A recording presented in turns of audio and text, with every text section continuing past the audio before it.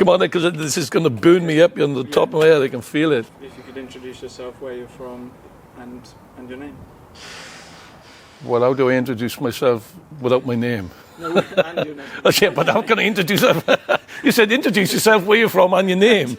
So now you're confused. Then I get easy confused. Then I just get... So I can introduce myself and then tell you why. Okay, my name is Tarakanatha. I am from Caerphilly, which is up in the valleys there. Okay. That's all, folks. For you, where did your Bhakti journey begin? Well, I guess my Bhakti journey began... well, there was little snippets throughout my life. You'll see, everyone's like that. You can... you're wondering, hitting things in your life, life-changing things, and you're wondering what's going on. But when you can look back, everyone can look back, you can see the hand of God sometimes, or the hand of spirituality, guiding us in a particular direction. So there was, I was always thinking about, there's got to be more to life than this. I remember when I was a kid, sitting on a bus going to Caerphilly, and I remember, just one of these things, one of these memories that just stick in the head. I was leaning against the window, my head was against the window, and thinking, what was it like to be dead? That was a weird thought, I know, but this is a weird thing. But then, these are just natural questions we all ask. We all ask, especially when we're young and our minds when we have inquisitive minds, but it's generally shut down. Oh, we don't speak about that in our family. We don't speak of death around here. It's a bad omen. But these are just natural inquisitive things. Well, of course, I later find out from the Bhagavad Gita that I can't try to think what it's like to be dead because we never die. That's why because the soul is eternal. This is what the Bhagavad Gita explains. Then I remember it wasn't like one flash of blinding light or something and the heavens opened up and I heard a call in. It was like a gradual, I remember, going into the pubs, the clubs, that scene, my scene at the time when I was young and a bit wild, running around up in the valleys.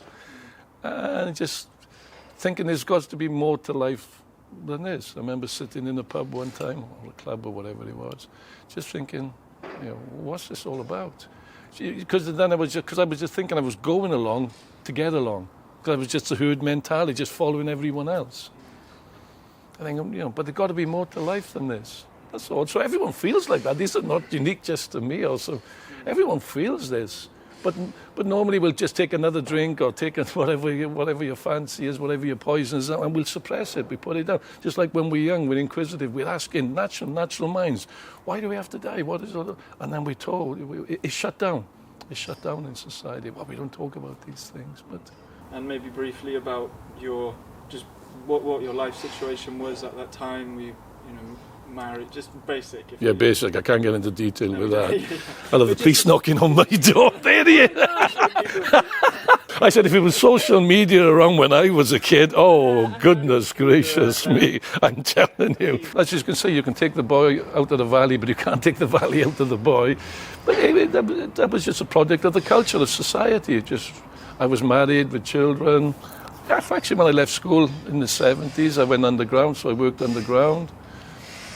Then various jobs, but nothing of any substance. Because I was always figuring there's got to be more to the world. I was asking, what was the purpose of life? I was trying to figure it out, like everyone is. What's the purpose of life? Why am I here? Why do I have to suffer? These are questions everyone asks ourselves. But you have to ask those questions. Otherwise, if you don't ask the question, you're not going to get the answer. So we should be asking, and then it should be a place where we can go to find those answers. It can't just get shut down, which is what always happens. Because shutdown means because they basically don't know.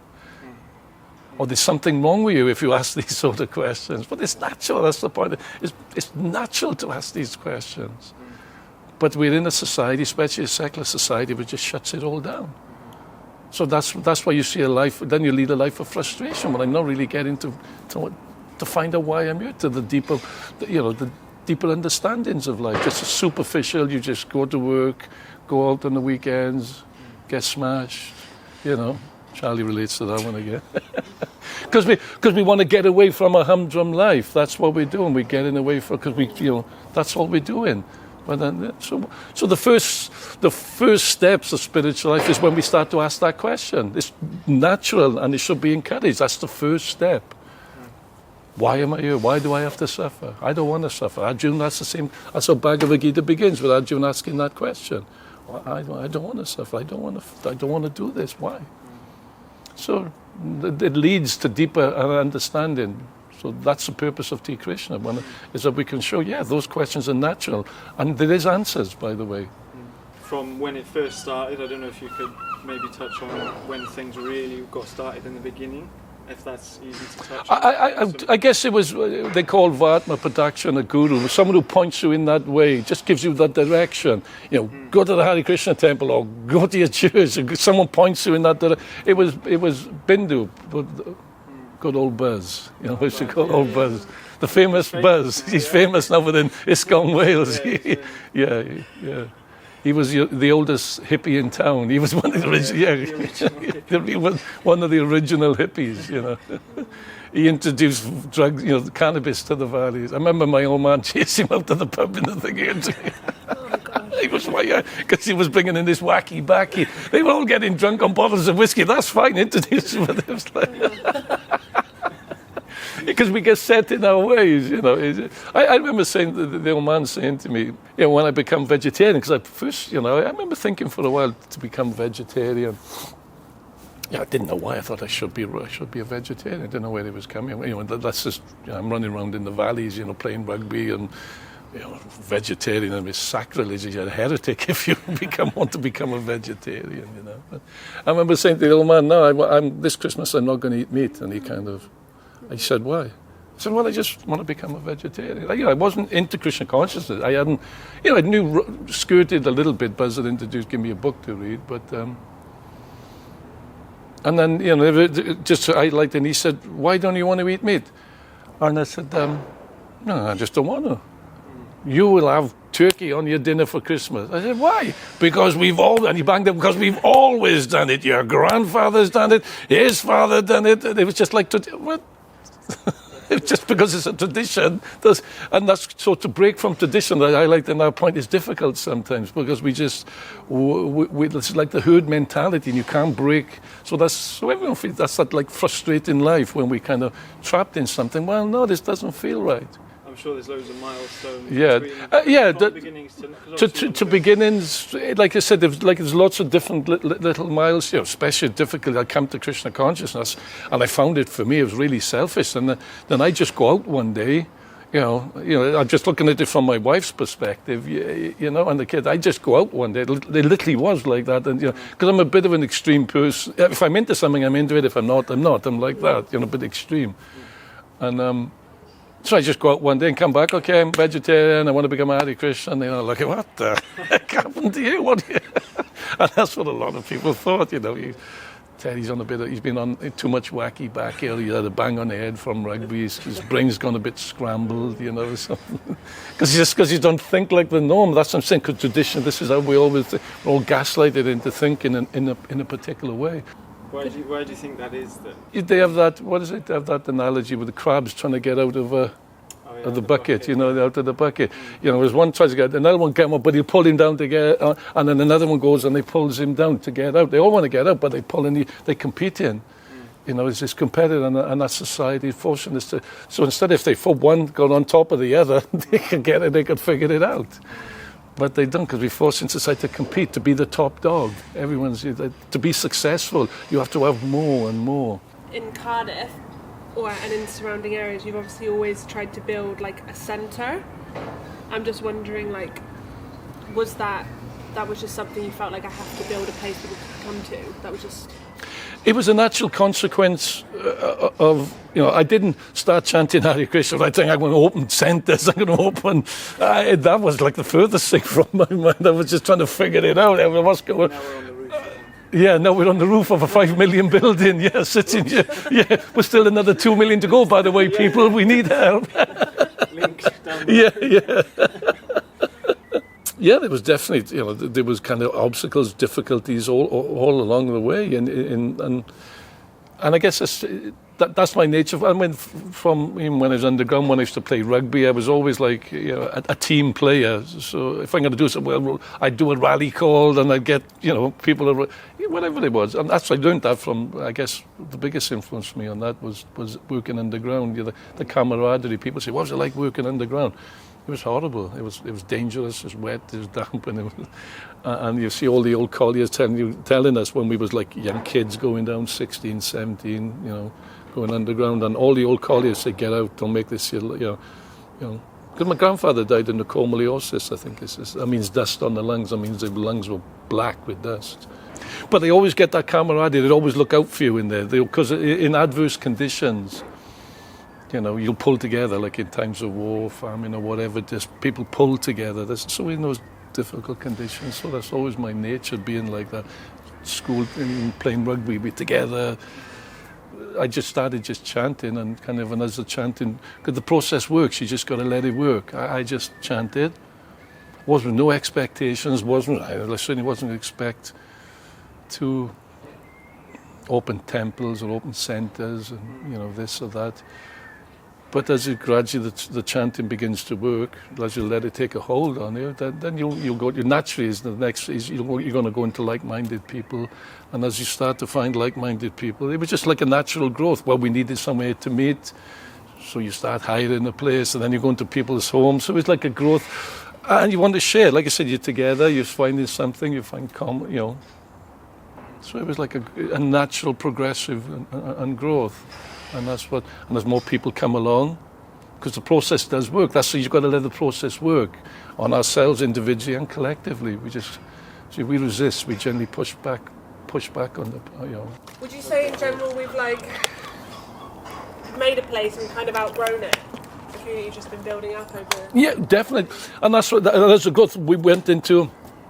It was Burla's in Bill Burla's home, you know, and in Burla, you know, Balaram was a good supporter of us. Now, we was in Swansea first, because we went to Swansea. Why we went to Swansea, I don't know. Everyone says, why? How did you end up in Swansea? Because I was doing programs in Cardiff, Swansea, even in Bristol. We was going over to Bristol, just like called Namhat programs.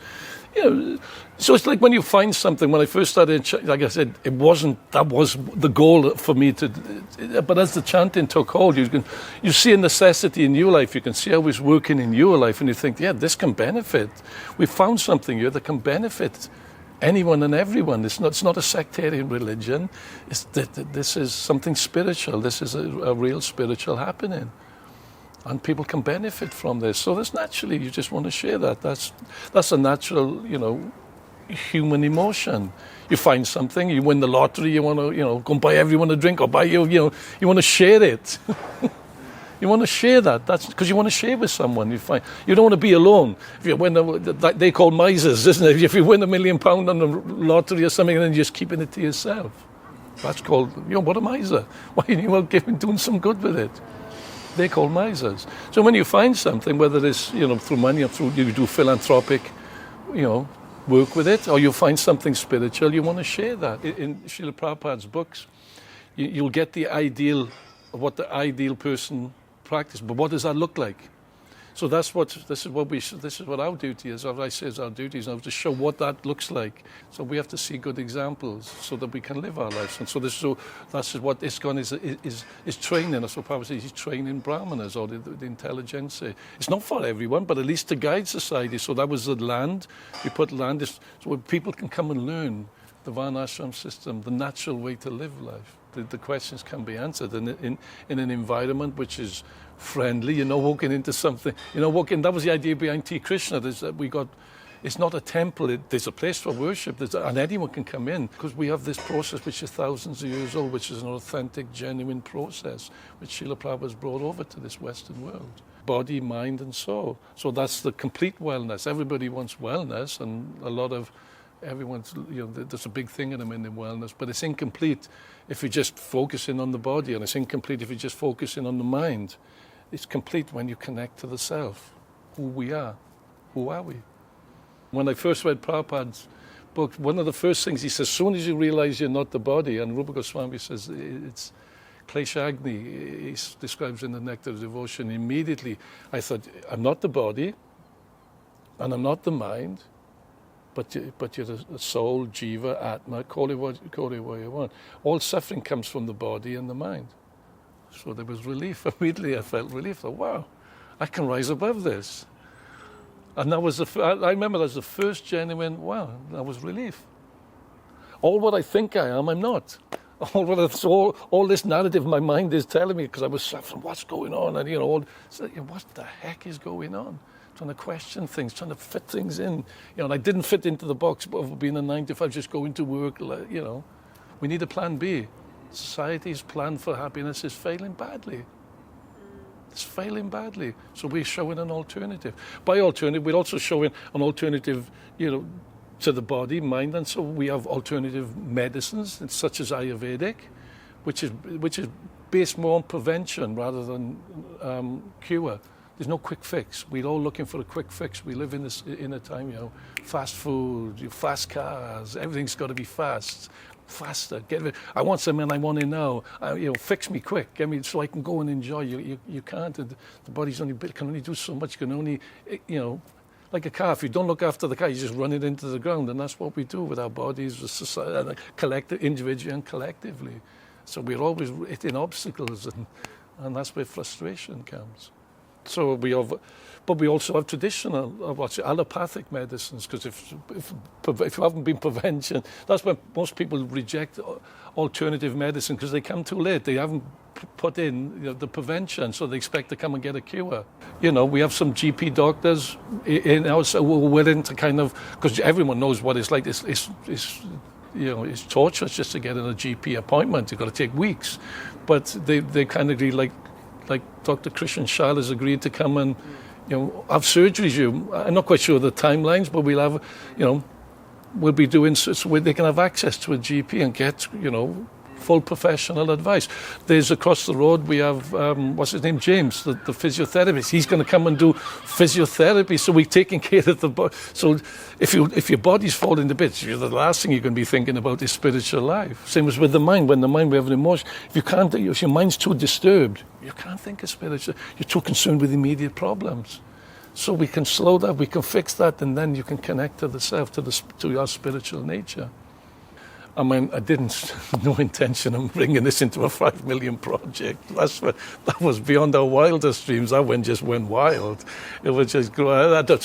If it went up to 1 million, we had this. As I said a few times, when we first started to put the little plan together, because we was looking for a building in Cardiff, and we looked for a few years, and we got many knockbacks. It was like many. We was looking right in the city centre because we didn't want to go too far out. This is a big community project which is accessible to everyone and available to everyone. Because we have this idea of what being spiritual means, but we have to take care of our material needs first also. So we're taking care of material needs and our spiritual needs, because we're a combination of matter and spirit. You can't just take care of one without the other. You have to. So this is what Tŷ Krishna is. East meets West. That's the whole. That was our slogan we came up with initially in the beginning. There's ancient teachings, which is authentic and thousands of years old, and they meet in this Western culture, which is all modernity, whatever. In the moderns, I can't say it. I get tongue-tied. But it's put in a modern setting. It's fusing that. It's how do we bring these ancient teachings and make it relevant. Because they are relevant. It's not that 5,000 years ago these teachings were relevant and they're not relevant today. The truth is the truth is the truth. You can't change the truth. It's relevant to all people, all times and all places. That's why it's relevant 5,000 years ago and it's relevant today. We just got to learn the science of how to apply it. It's the appliance of science. That's what it is.